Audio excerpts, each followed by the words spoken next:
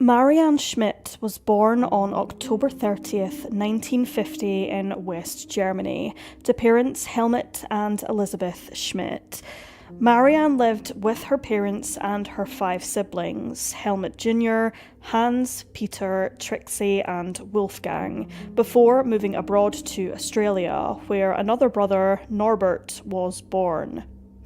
After arriving in New South Wales, the Schmidt family briefly lived in a migrant hostel in Unanderra, Wollongong, before settling in Temora, a town in the northeast of the Riverina area of New South Wales, approximately 260 miles southwest of the state capital of Sydney. In 1963, Helmut Sr. was forced to move his family to the city of Sydney after getting Hodgkin's disease.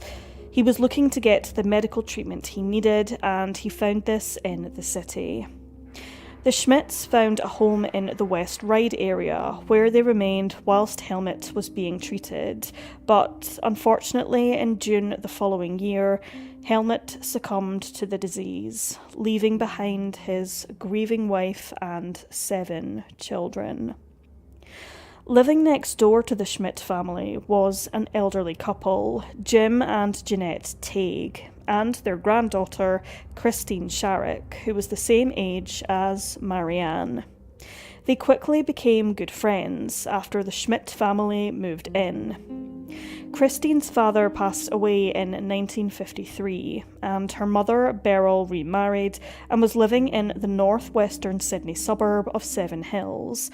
It has never been revealed why Christine was living with her grandparents and not her mother and stepfather, only that she moved in with Jim and Jeanette by choice, and not by force. On the 1st of January 1965, Sharrock and Schmidt visited the beach at Cronulla, which had been a popular picnic spot for the Schmidt family over the years.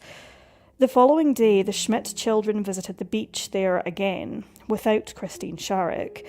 Meanwhile, Marianne's mother, Elisabeth, had been admitted to a hospital for a major operation, leaving Helmut Jr. and Marianne in charge of the household.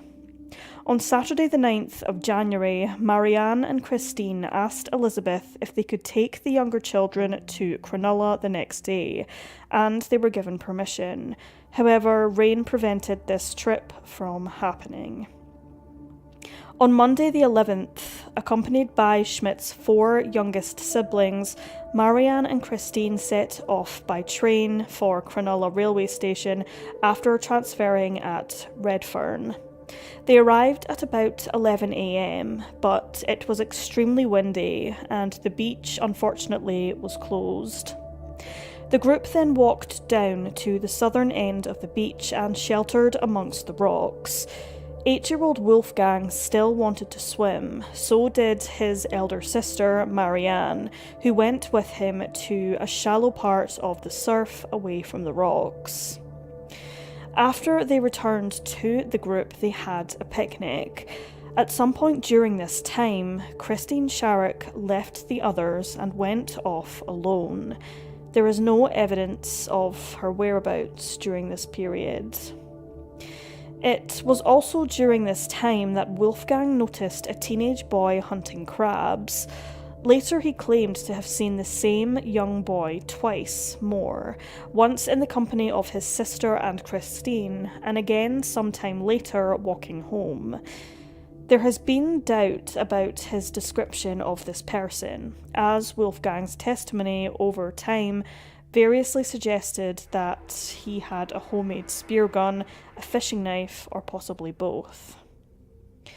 When Christine Sharrock returned to the group, they decided to go for a walk into the sand dunes behind Wanda Beach.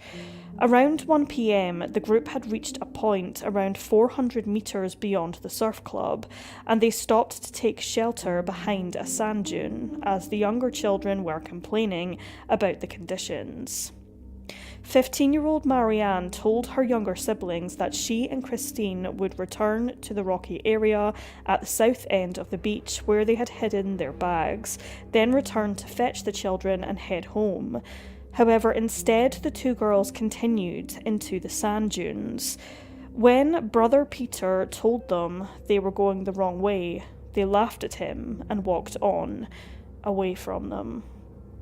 The Schmidt children remained waiting behind the sand dunes until approximately 5 p.m, at which time they returned to collect their own bags and went home on the last train. Arriving home at around 8 p.m, the girls were reported missing at 8:30 by Sharrock's grandmother, Jeanette. Marianne's brother, Hans, who was 13 at the time, went to the hospital to inform his mother of the girls' disappearances. In a recent interview, he said the following conversation took place between him and his mother. Quote, "The girls didn't come back from the beach, I told her. A huge sadness came over her. 'They're gone,' she cried. Mum never believed they were missing. She knew in her heart the girls were dead." The following day, January 12th, a man named Peter Smith was taking his two young nephews for a walk through the Wanda Beach sand dunes. Some distance north of the surf club, he discovered what appeared to be a store mannequin buried in the sand.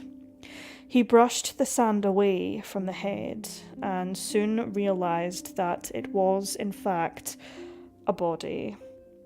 Soon afterwards, police were called from the nearby Wanda Beach Surf Club. At this point, Smith believed that he had only found one young woman.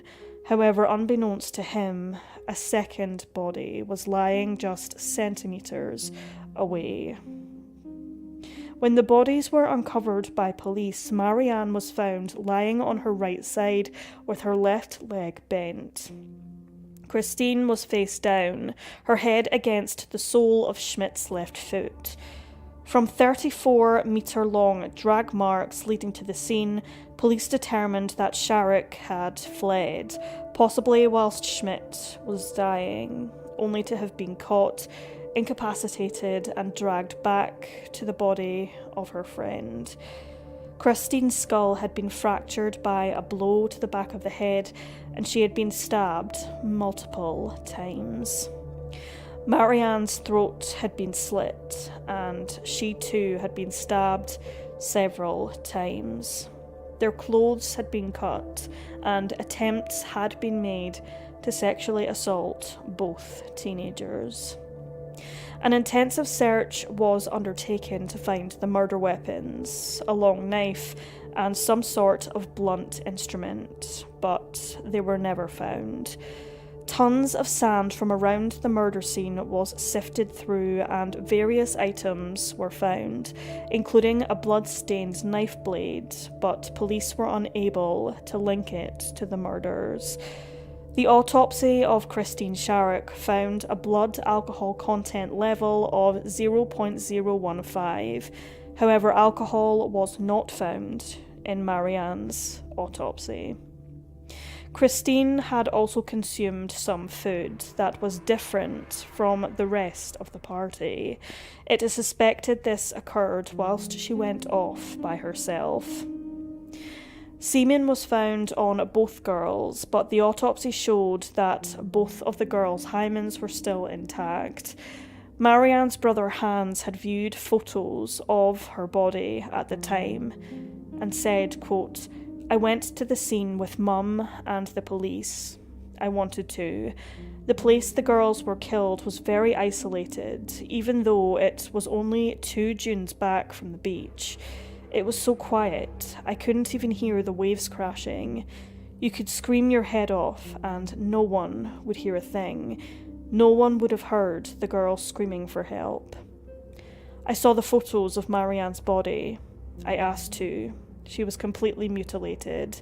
She'd been stabbed 25 to 30 times. She'd almost been decapitated because her throat had been cut so viciously. At her funeral, Marianne was dressed in a high-necked dress, but you could still see the slash marks above the collar. That's how vicious it was. The last official sighting of Schmidt and Sharrock was by local fireman Dennis Dostine, who was walking in the area with his son and saw the girls walking about 730 metres north of the surf club. He told police that they seemed to be in a hurry and that one of the girls was looking behind her quite often, as if they were being followed. Dostine didn't see anybody else. There had been a number of people seen in the area who were never identified. Sydney in 1965 was a very conservative place, and the area around Wanda Beach attracted a range of people who did not necessarily want to identify themselves, which was frustrating to the police investigation. The funerals of both girls were held on January 20th, and a $10,000 Australian dollar reward was offered in February. In April of 1966, the coroner handed down his report, by which time police had interviewed some 7,000 individuals, making it the largest investigation in Australian history. Despite this, the crime quickly became a cold case, and none of the three main suspects fit the description of the surfer youth who has never been identified. When it came to suspects, the police hit nothing but dead ends. Cecil Johnson, a former detective who had investigated the murders, was given a painting in 1975 by a man named Alan Bassett. Bassett had been jailed for murdering Carolyn Orphan, a 19-year-old woman, in June of 1966. He served 29 years of his jail term before being released in 1995. The painting showed an abstract landscape. Johnson became convinced that it showed a scene from the murders that only the killer would know, as well as clues to the also unsolved murders of Wilhelmina Kruger and Anna Dowling-Koa. The painting was believed by Johnson to show blood trails, a broken knife blade, and the body of a victim. He became convinced that Bassett was the Wanda Beach killer. Other detectives, however, were far less convinced, but Johnson did write a book about the case. Before it could be published, however, he was killed in an accident. The artist Alan Bassett has voluntarily given a DNA sample to clear his name, but whether or not he was eliminated as a suspect in this case by DNA has yet to be publicised. A second suspect is Christopher Wilder. 2 years prior to the Wanda Beach murders, he had been convicted of a gang rape on a Sydney beach, which led police to include him as a suspect in this case. Wilder emigrated to the United States in 1969 and later became infamous after he became a serial killer in the early 1980s. In the first half of 1984, he committed 8 murders and attempted several more. He accidentally killed himself during a struggle with police in New Hampshire on the 13th of April, 1984. A third suspect, not well publicised until 1998, is Derek Ernest Percy, who had been imprisoned since 1969 for the murder of a 12-year-old girl on a beach in Victoria. He is considered too dangerous to be released and is the prime suspect for a number of other murders involving children in Melbourne and Sydney, and he died in 2013 from lung cancer. Percy was considered a leading suspect for the murders by police. While he can be linked to the location on the date of the murders, including Wolfgang's sighting of a boy matching his description at the time, Percy would have been 16, as well as being seen with a knife in a sheath and a spear. He was known to carry a knife and a scabbard at the time. There were no other links found, however. It was hoped that he would make confessions on his deathbed, but it never came. Due to the nature of the attacks at Wanda Beach, Percy was linked to several other cases, including the infamous disappearance of the Beaumont children, the death of Alan Redston in Canberra in 1966, Linda Stillwell in St Kilda in 1968, and Simon Brooke in Sydney in 1968. Percy was known to be visiting a friend's grandparents in Ryde at the time of the Wanda Beach murders, in a house near to the homes of the victims. Detectives were aware the family often took caravanning holidays during yachting regattas near the beaches where most of the crimes took place. That Percy's transfers within the Navy brought him close to many of the crime scenes, and knew that Percy was harbouring paedophilic and psychopathic fantasies towards children. Based on identikits, witnesses recalled seeing a young man resembling Percy talking with the girls on the train and at the beach, and he was considered a leading suspect for the murders by the police. The case was reopened in 2007, and in 2012, blood from a possible knife wipe mark found on the clothing of one of the girls was identified as that of a male, but DNA testing could learn nothing more from the sample. Police are optimistic that future improvements in DNA technology will eventually identify Marianne and Christine's killer. In February of 2012, however, the New South Wales Police's Cold Case Unit announced that a weak male DNA sample had been extracted from a pair of jeans worn by one of the girls. Whilst admitting that current technology was unable to provide more information, police were confident that future advances would give them more assistance. Disappointingly, in July of 2014, police said that a semen sample taken from Schmidt's body had been lost and could not be located, despite an extensive search. Despite the extensive investigations, nobody was ever charged with Marianne and Christine's brutal murders. Both families were left devastated with the inconclusive results of the investigation. Unfortunately, Marianne's mother, Elizabeth, passed away in 2009 without ever knowing what happened to her beloved daughter.